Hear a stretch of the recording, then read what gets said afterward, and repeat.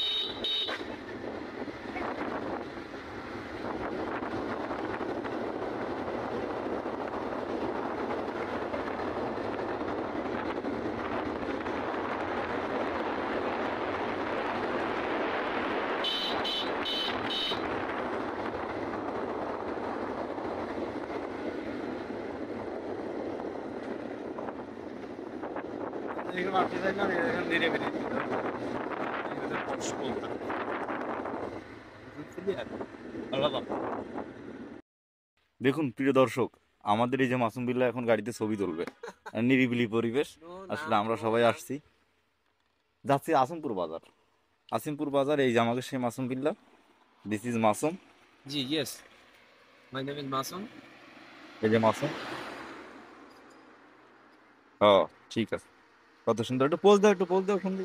না না, ওটা ওইভাবে না, গাড়ি পরে উঠে। হ্যাঁ, এই দেখুন, এই দেখুন কিভাবে উঠতেছে গাড়ি। আচ্ছা, বহুত কষ্ট হয়েছে, আর এই পর্যন্ত উঠতে আর বহুত কষ্ট হয়েছে। আসলে উদ্দেশ্য ছিল আমাদের, আমরা যে উদ্দেশ্যে একটু ঘুরবো, একটু ফিরবো, দেখুন প্রাকৃতিক পরিবেশ কত সুন্দর। আহ, কি ফাইন।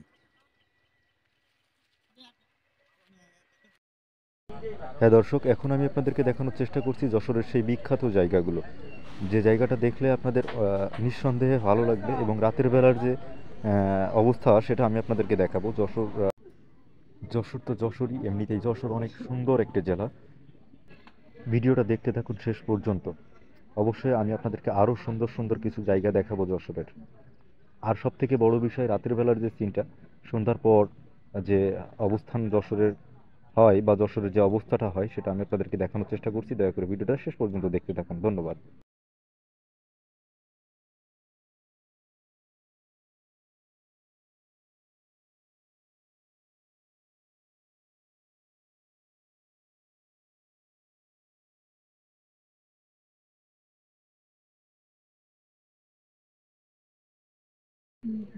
হ্যাঁ দর্শক, এখন আপনাদেরকে দেখাচ্ছি যশোরের সেই বিখ্যাত জায়গা, যশোর কালেক্টরেট পার্ক।